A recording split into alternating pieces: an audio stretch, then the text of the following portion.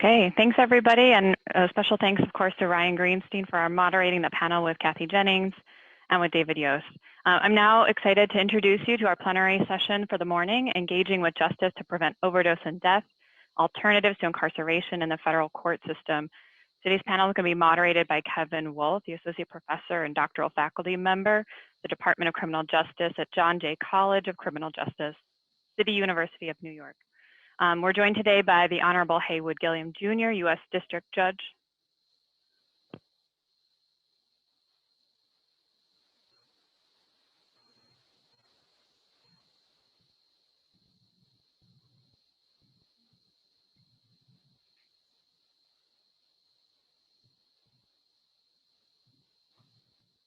All right, well, we also have Judge Gilliam. Thanks, Kevin. Sorry about that. We had a little mix-up there. But yes, I'd also like to introduce Christine Dozier, Chief Pretrial U.S. Service Agency in the District of New Jersey, and of course, the Honorable John Gleason, U.S. District Judge for Eastern District of New York. Thank you, and go ahead, please, Kevin. All right, well, thank you everybody for joining me here and the esteemed panel. We're here to talk about the role of alternative to incarceration in courts in the federal system. We have two esteemed judges here with us, as well as a chief pretrial officer to talk about the role of these programs and how they've come about in the federal system, kind of what we know about what works, what might not work, what is important to know, as well as some research on the existing programs. So I'm going to turn it over real quickly to Judge Gleason here to talk about his experience. 22 years on the bench and how he sees PHI programs coming about in the federal system. Judge Gleason.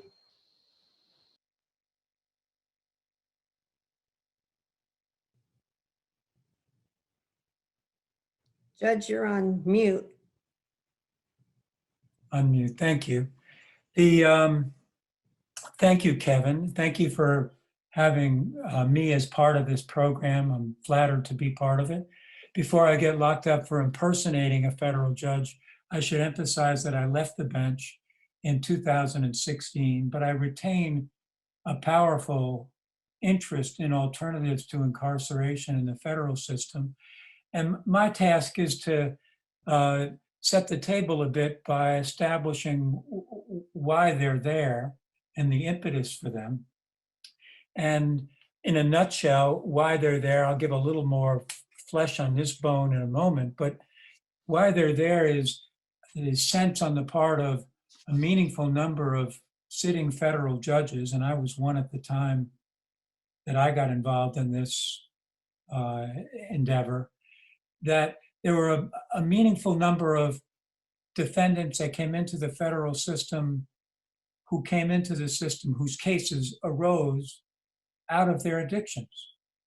And the fact of the matter is the shift to determinate sentencing in the federal system produced a very punitive and kind of single-minded, monolithic approach to sentencing, as a result of which really the only currency with which we dealt with crime was months and years in prison. And that was in stark contrast to what was going on, I'm talking in the last 20, 25 years, with what's going on in the states, especially as it related to addicted defendants. States have to balance their budgets.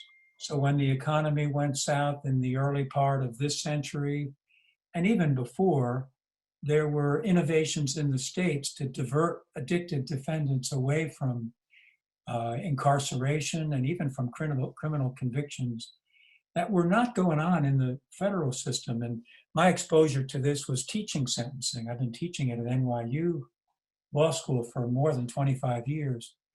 And whereas the federal system was very wooden and rigid, there were very enlightened, in my view, and informative diversion programs and treatment programs, upfront, no entry programs in the state systems from which the federal criminal justice system could learn a lot. Another feature of the pre-no entry court landscape were these reentry drug courts that began really back in the 2002. I think one of the initial ones was in my old district, Eastern New York, started by Tony Sifton, a former colleague, in which the drug court model, that is a judge-involved intensive supervision program for addicted supervisees, was used, and the carrot, so to speak, was a reduction in the supervised release term in exchange for successful participation in a drug court model. And that had some traction. There were quite a few of them in the federal system, although one real problem is data collection, and in that context and elsewhere, there was reason to believe that they increased treatment retention rates and reduced recidivism rates. So those reentry courts were on the scene. The state system drug courts were on the scene. And then for me, a formative moment was I got invited to the Ninth Circuit Judicial Conference in 2011.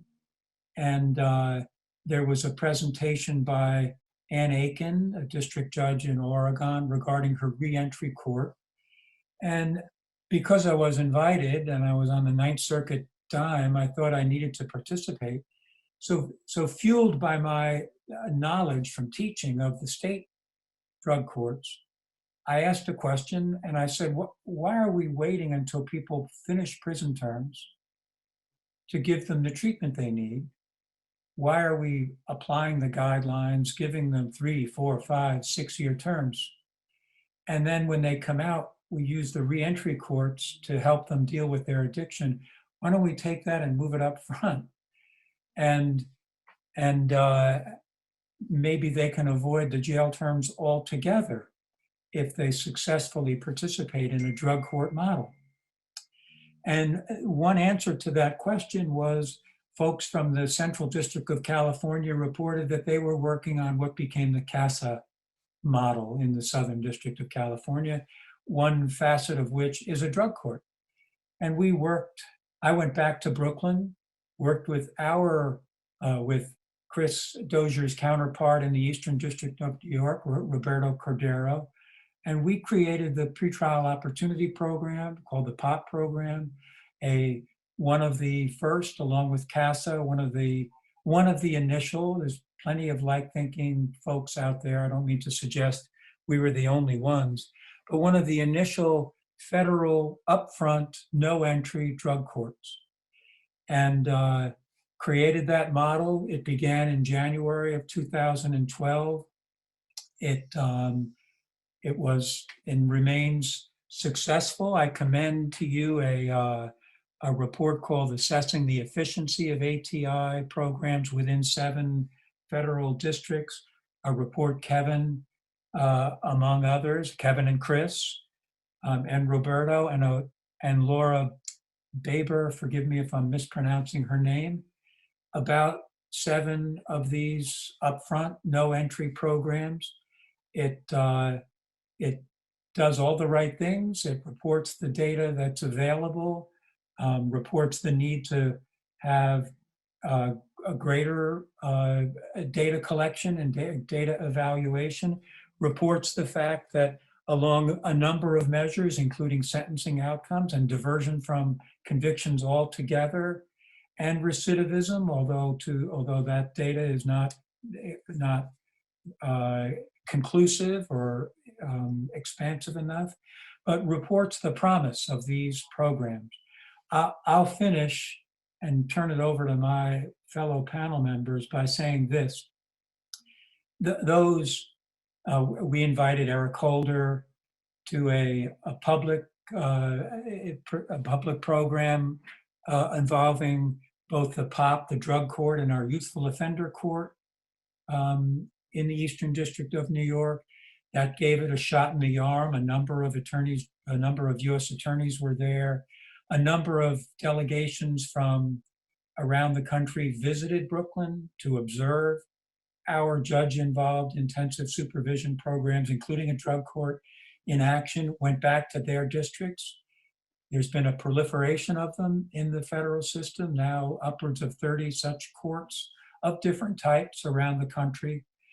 They need centralized, it's a grassroots movement that needs the centralized support of the Judicial Conference of the United States, of the Sentencing Commission. I asked in a couple of opinions, the Sentencing Commission to do something very simple, but would be very important, which would be to include in the guidelines manual an imprimatur on a sentence other than incarceration for someone who successfully completes a judge-involved intensive supervision program, like the ones you'll hear some more about here in this program. The shame on the commission, which lacks a quorum to do anything now, but the newly constituted commission ought to do that. The Judicial Conference ought to formally support and ask for funding of these programs. It really shouldn't be a grassroots movement. And the results of these courts, meaning diversion, no prison time, ought to be blessed by the guidelines manual, because there are many districts in the country where judges simply will not dispose of a case in a manner that doesn't have such a blessing. Let me stop there to turn it over to our other panel members. But once again, thank the organizers for inviting me. Thank Kevin Wolf for his patience with my busy schedule. And I look forward to hearing from my colleagues now in the remainder of the program. Thanks, Judge. I appreciate the insight in how this kind of developed, several years ago. Judge Gillian, you are a sitting district court judge in the Northern District of California, and you are running one of these programs currently. So I thought it would be important for our audience to hear more about the nuts and bolts, the what and how these courts kind of take place, and your observations while sitting on the bench there. Happy to do that. And again, thank you, Kevin, for pulling me into this. I'm always happy to talk about this topic. As Judge Gleason knows, we don't get a whole lot of joyful moments in the criminal justice system. The work we do is important. We do it with integrity at all times to the best we can, but really an alternate court's graduation is one of the few times that there's a truly joyful experience in the courtroom. And that's important for us as judges. It's important for the other participants, the prosecutors and the defense lawyers and the pretrial services folks. And so I'm very happy to have a chance to share a little bit about what we do here in the Northern District of California. Really what I thought I would talk about is the what, the who, the how, and then a little bit about the why.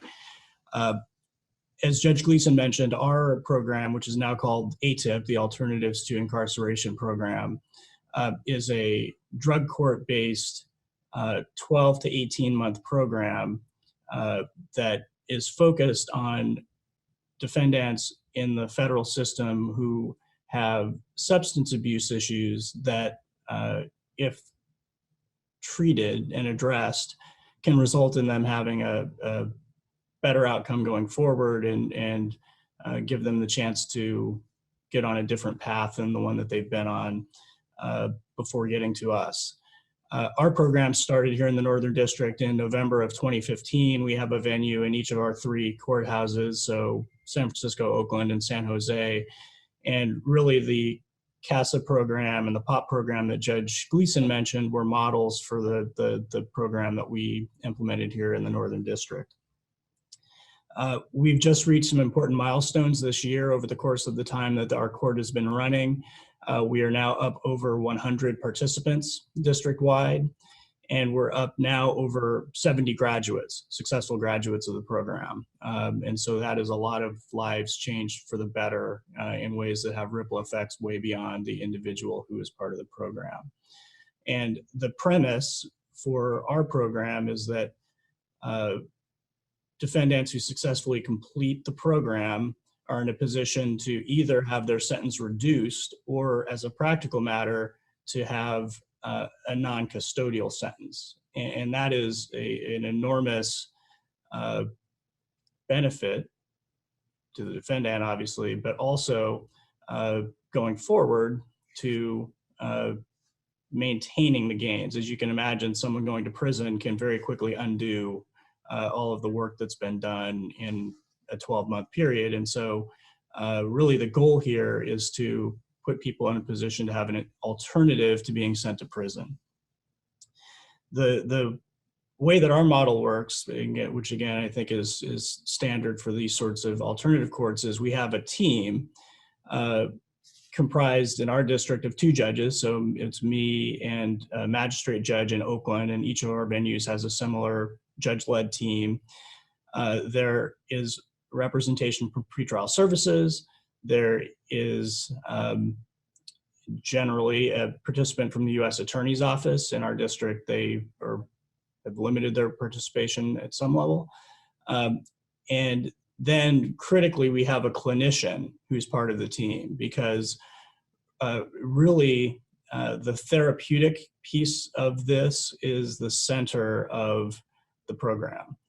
And the participants who are selected are assessed by pretrial services. There's a matrix essentially that they use to evaluate prognostic risk factors. So was there early onset of addiction? Was there early onset of juvenile delinquency, prior convictions? There's a range of factors that they assess. And the goal is to identify participants who are at least moderate to high risk in terms of their risk factors, and high needs. And the high needs piece of this is the substance abuse treatment portion of the assessment. And our team, the team gets together every 2 weeks, and we have a session where we check in with each of the participants and really discuss everything that's going on in their lives, their journey in sobriety, looking for and finding work, relationship issues. Family counseling is a huge piece of the program. And so it's a very intensive wraparound services model. And so residential treatment is a piece that a number of our participants go through, residential drug treatment. Cognitive behavioral therapy, which is a really critical piece of this, they're group sessions essentially where the participants get together weekly in a session that's led by a pretrial services officer and work through journals on different areas, responsible thinking, healthy decision making, with the goal of remaking the criminal thinking patterns that have gotten folks into being charged in a case in federal court. Job training and assistance is a piece of it. And in our district, we have a coordinator for our alternative courts, and that's critical because he is connected to resources in all sorts of different jurisdictions in our district and can connect folks with job opportunities, training opportunities, and those types of things. One of the things that's ironic in some ways, and Judge Gleason mentioned how far ahead of us the state courts are, I found that the state courts have much broader programs, much bigger programs in terms of the number of folks served, and much bigger budgets. We have no budget. It's as Judge Gleason said, a grassroots affair. And so having someone who can tap into those existing resources and help connect our participants with those is really, really critical. One of the things that is central to this model as well is that the addiction issues are treated as therapeutic issues. So this is a hard program. There are a lot of requirements, the court sessions, there are individual counseling sessions, there's drug testing, there's a lot that our participants have to do. It's a hard program. And accountability is a big piece of it. So in our court in Oakland, we have the slogan, show up, try, and be honest. Those are the 3 baseline rules, because you got to show up on time every time. You've got to try, you've got to commit to it, because this is the kind of program that you get out of what you put into it. And you've got to be honest. because unless the participant is willing to be open and honest with the team, we can't help. But so those are the things that are expectations for the participants, but relapse is understood to be a piece of recovery. It's a part of recovery, and we address it that way. So there may be sanctions or interventions that we would use, for example, if someone is dishonest with their probation officer, their pretrial services officer, or and sometimes gets a speeding ticket, something like that. There are ways that we can work to impose accountability for that and work with the participant to recognize what resulted in the bad decision and make a different decision going forward. But for relapses, those are treated as clinical matters. So we would never punish someone for relapsing. The answer for a relapse in this program, these programs, is to come up with a clinical response working with the clinician on our team. And I can say, having started our program without a clinician as part of our dedicated team, that person is enormously helpful in terms of therapy, in terms of treatment and strategies for maintaining sobriety. We've actually tried to set it up so that as many of our participants as possible are seen by our clinician as their therapist, because that brings an important level of insight for the team into what folks are going through in the time that they're not in court, and that's been very helpful. But that clinical representation on the team is essential, in my view. The way that our program works is that the participants proceed through a series of 4 phases. Each one is designed to be about 3 months long, if everything goes well, starting with early recovery and moving toward relapse prevention by the end of the program. And the goal for our graduates is that if they successfully complete the program, as I said, they're sentenced to a non-custodial sentence, which has enormous ripple effects. We then do a lot of work to try to keep folks connected after they finish the program. We have alumni gatherings twice a year where we encourage everyone to come back, check in about how they're doing, and share.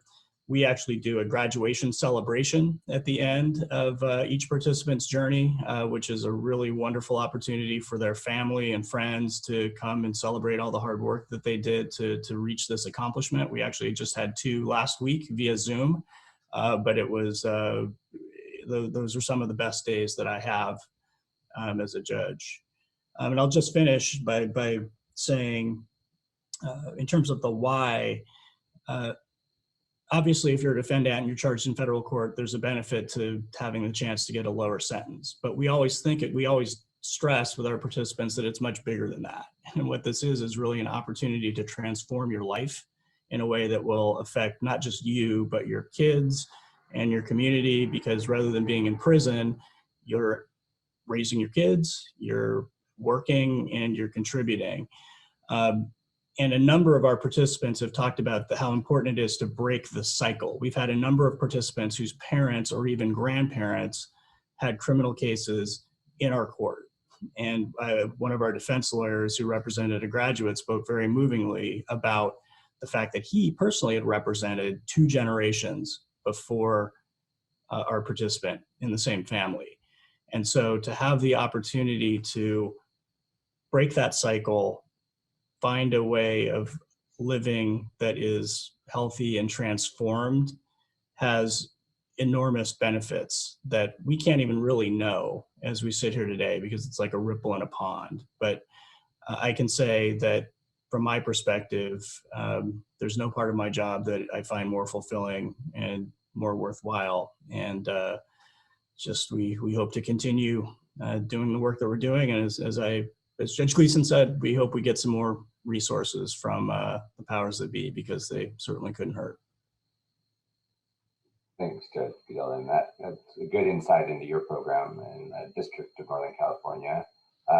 Chief Chris Dozier, retired from District of New Jersey. You've been one of the loudest voices in this area, at least that I've heard, in a good way, of course. And, we've worked together on looking at the efficacy of these programs. But I was hoping hoping today you could talk a little bit more about the role of pretrial services in these courts, and more, about the goal of pretrial more generally and how that may align with these types of drug courts or diversion courts, and your experiences with that. Certainly. Thank you, Kevin. And it is also my honor to be on this panel with such distinguished members. As a pretrial chief, those of us in pretrial, our mission is not traditionally behavior change. Our mission is to get as many people as we can, presumed innocent defendants, released into the community as long as we can safely work with them in the community. And the vast majority of defendants can be safely managed in the community.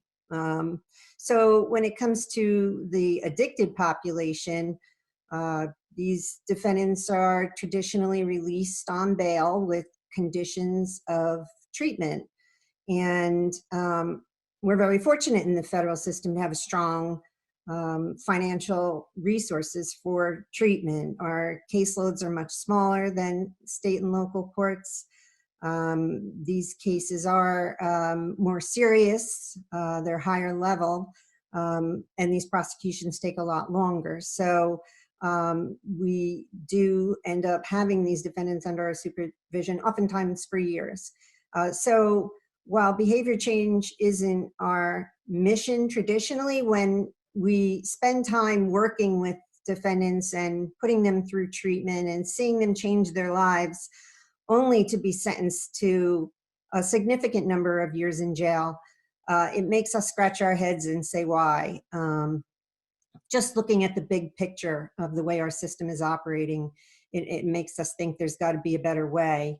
And so, as Judge Gleason mentioned, the proliferation of reentry courts, I think, was a big part of the impetus when we saw these defendants that were under our supervision for a year or two, going to prison, coming out 5+ years later with no GED, having not received any type of substance abuse treatment of any significance. And we ask ourselves, why couldn't this have been done sooner? Why wasn't it good for them to be done sooner? And, as differs from state courts where these cases are only around a few months, in the federal system, we have about a 90% conviction rate, and about 90% of them go into jail. And the average sentence is about 4 years. So really, we wanted to make an impact, and thus these courts started jumping up. The Obama administration Smart on Crime program really helped bring a lot of attention to it, and it helped bring the Department of Justice to looking more closely at why these defendants can possibly be more successful. As Judge Gleason mentioned, Attorney General Eric Holder came to Brooklyn, and that really helped move a number of us to start programs. Our program in New Jersey was modeled after the Brooklyn program, Judge Gleason's program. And in fact, Judge Gleason gave a nudge to a couple of my stakeholders that got it off the ground. So that's a really big part of it, is needing champions like Judges Gilliam and Gleason. And Judge Gilliam's district was also part of our initial research, which Kevin's going to talk about. So what I really want to talk about is how the federal probation and pretrial system collaborates with public health, with the treatment community out there, because that's just such a critical part. As I mentioned, we do have resources. Congress has recognized the importance of this. Our administrative office has recognized the importance of this, and we're given funding for treatment, and chiefs have to contract with their local treatment providers. Many of us are fortunate to be in areas where there are a lot of resources, such as New Jersey, New York, California. Unfortunately, not all districts do have those resources. Not all areas have those resources, rural areas, Indian reservations and such. So it has been a challenge for some of them. And this is one area where I think there could be a silver lining with COVID, that the telehealth and remote treatment, which was not traditionally something we looked to or were very enthusiastic about. But I think the one of the silver linings is we've all gotten used to this as an alternative, and therefore maybe more underserved communities when it comes to addiction and mental health and getting those kinds of services will be better positioned going forward.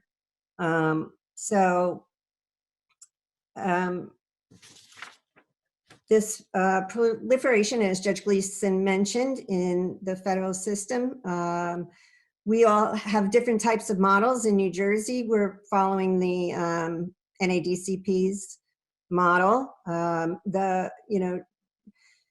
opioid epidemic really helped bring, I think, more compassion to a lot of our stakeholders who didn't really understand addiction, but very few of us don't know somebody who's been affected by it in some way, shape, or form.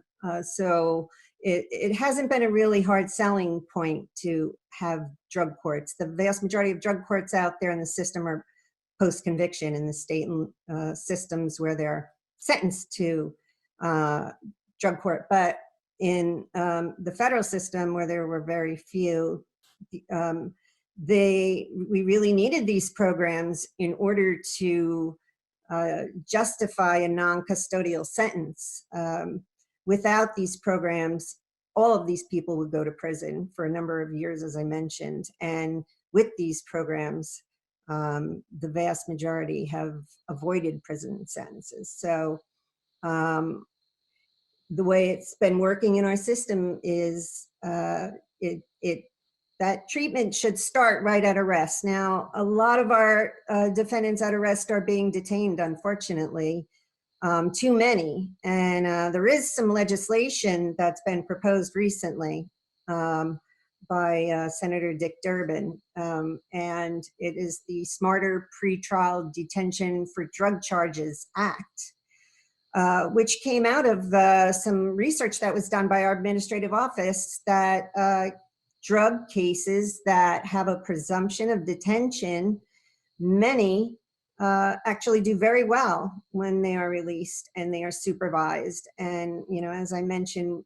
we are given the resources in the federal system to really do it properly, to have well-trained officers, to have smaller caseloads, to have resources for treatment, be it substance abuse, mental health, or other. And in doing so, we're able to have very good outcomes. And so not just for our ATI courts, but for our defendant population, we reach out to the community, to the treatment community. In our ATI courts, just as pro bono law students have helped us with legal issues, we've reached out to social work teaching hospitals in New Jersey. I know in Judge Gilliam's district, they have a similar situation, and in others, where we were able to fund with the district court and the U.S. Attorney's Office a social worker who serves our ATI and Reentry court, and hired social work grad students to come and help our defendants in the program with things like social service applications, housing issues. One of the biggest things has been helping our stakeholders understand that when defendants use drugs or when their behavior is not compliant, it's not that it's disrespect to the court. It's not meant to be disrespectful to the court. It's not saying I'm not going to do as you want me to do. It's not a sign that they're not amenable to rehabilitation. It's that these people have come up in a much different culture, many of them. The vast majority of people in our prisons have been through trauma, adverse childhood experiences, and have difficulty even, filling out job applications. So helping our judicial officers and our stakeholders understand that we need to work with them, not just put them back in prison because they're not amenable. And, you know, I want to give time for Kevin to be able to get into the research. But I do want to mention that while, you know, many will say this model is too expensive, we can't do it. The treatment aspect, it is obviously expensive. We spend about between $2,000 and $6,000 per defendant on treatment for our ATIs because they're all going through residential programs, some of them more than once. And that's all part of the rehabilitative process. It shouldn't be, certainly not revoked and remanded. It's something that we have to expect as part of our process, as Judge Gilliam said about relapse. And many say we can't afford it, but actually the alternative is jail, which costs about $32,000 a year and doesn't work. It's certainly, the vast majority are not coming out of jail better. So we can't afford not to treat them.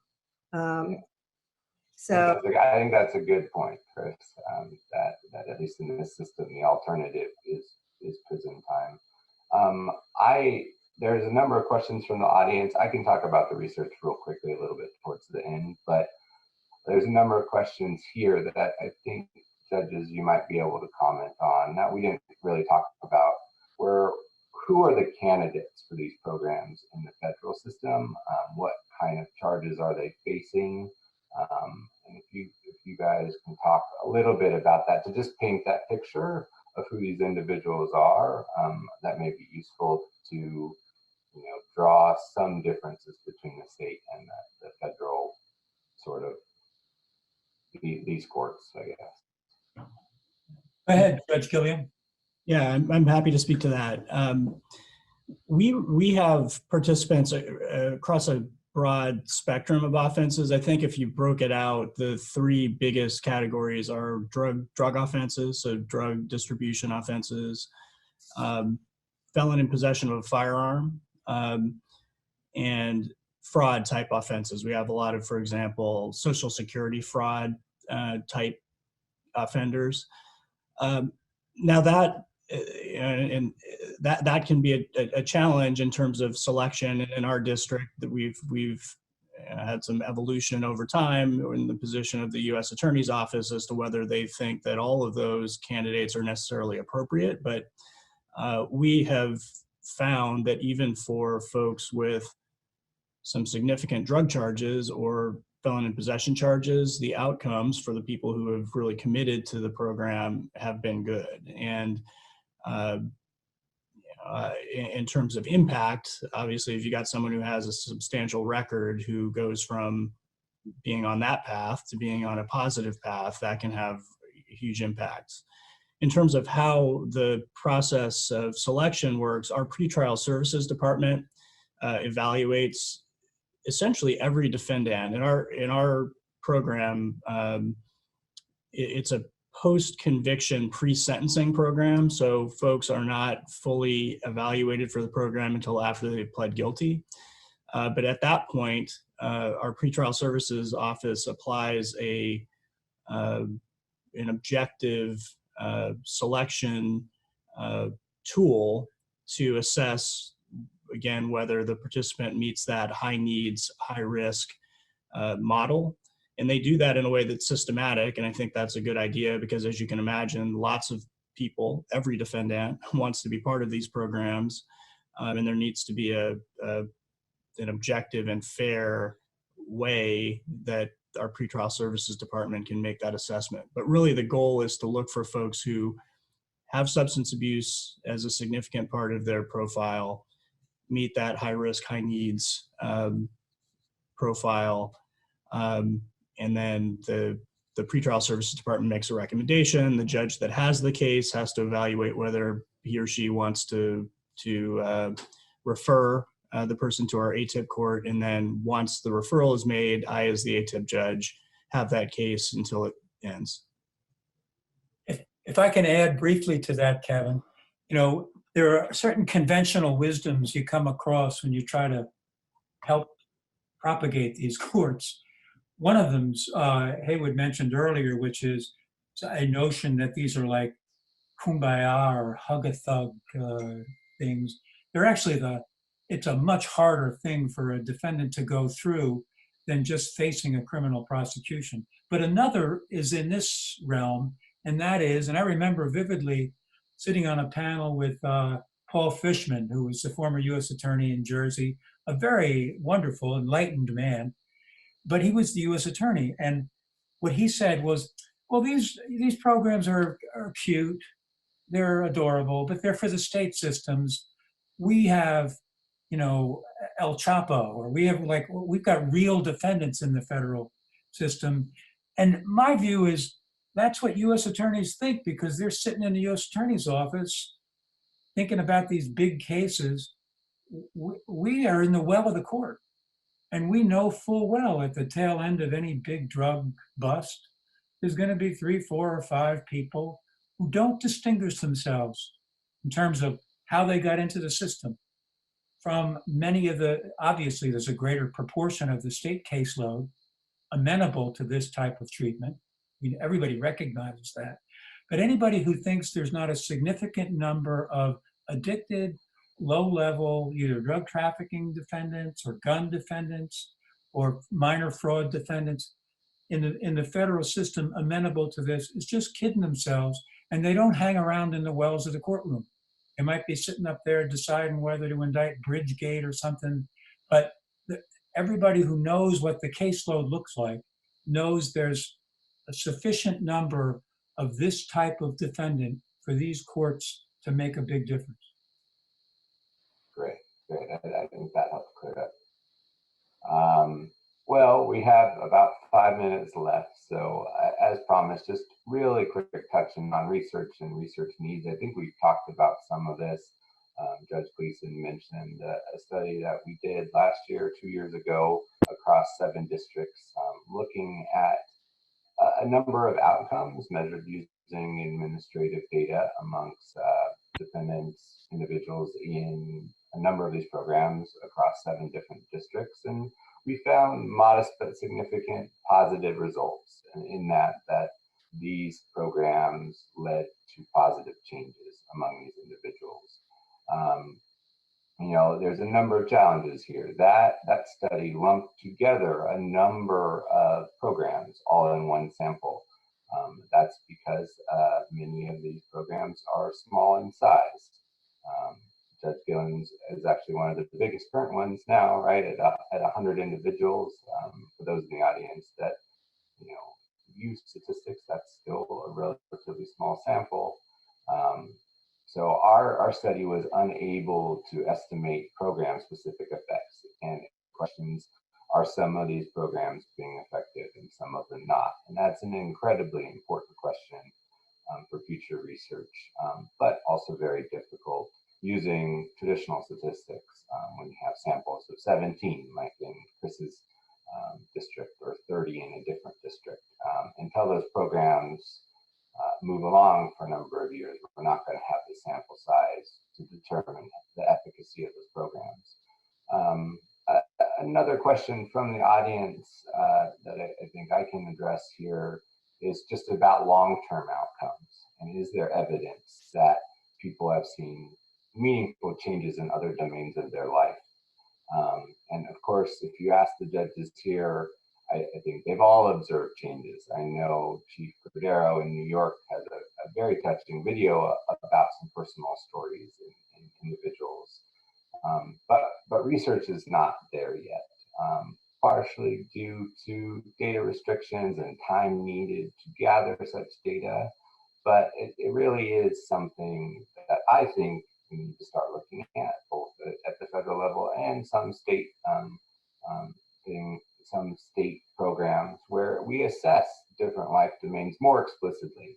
You know, are people having jobs? Are they in more stable situations? Are they staying drug-free?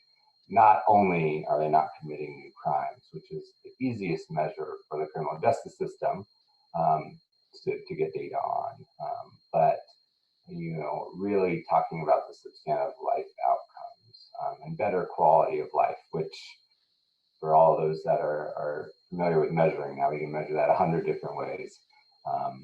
And that's something that we might want to look at.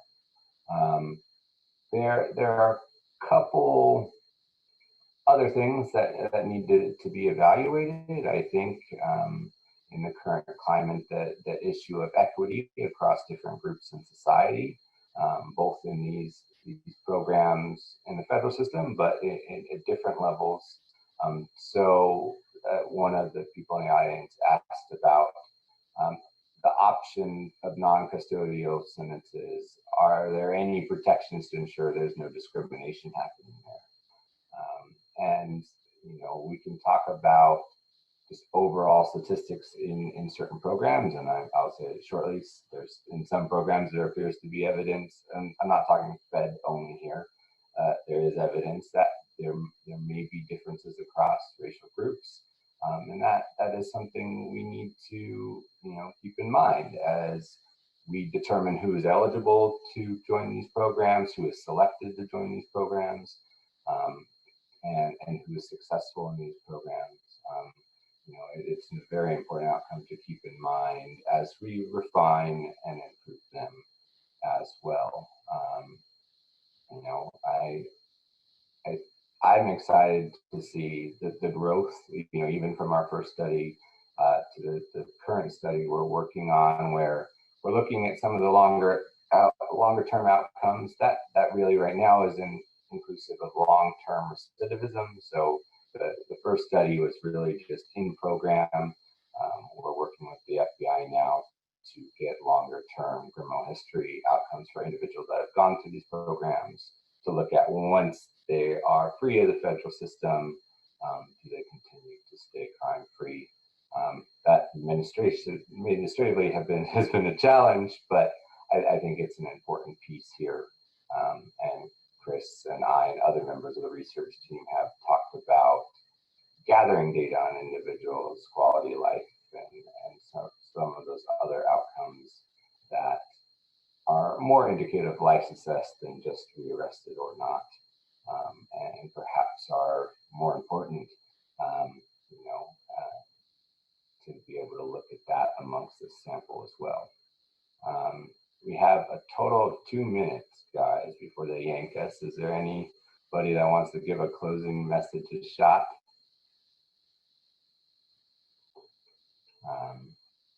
Well, I defer to the judges.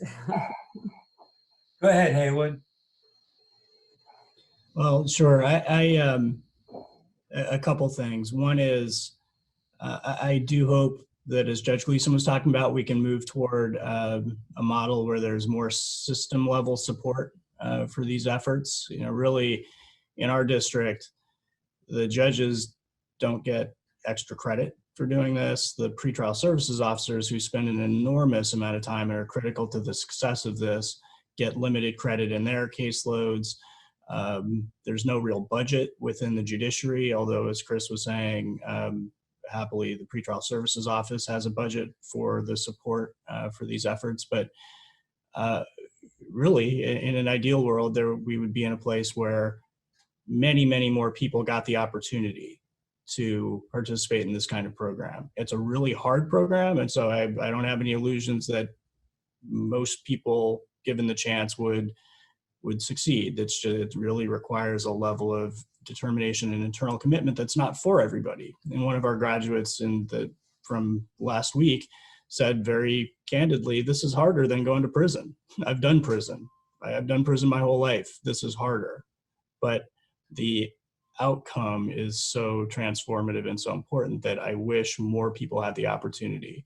So that's one piece. And I think that one of the things we're thinking about here in our district is finding ways, even if not in this wraparound, completely intensive way, to provide some of the benefits of an ATI type program more broadly, which is something that Chris mentioned. So for example, judges in our district now consider deferring sentencing. Let's put sentencing off for a year. Let's have you complete the cognitive behavioral therapy program, Courage to Change, and then we'll check in and see how you're doing, because that is relevant to me when I'm making a decision as to what the appropriate sentence ought to be. And so that's another, even if we can't augment the resources to make this sort of intensive program available as broadly as I wish we could, I think there's value in judges and courts thinking about whether there are ways to bring dimensions of this to a broader set of defendants. Well said. Thank you all again for participating and playing along today. Hope those of you in the audience enjoyed this. I'll make myself available. I'm at Dante College. You can find my email easily if you want to know more about the research in this area. And appreciate everyone joining. Thank you.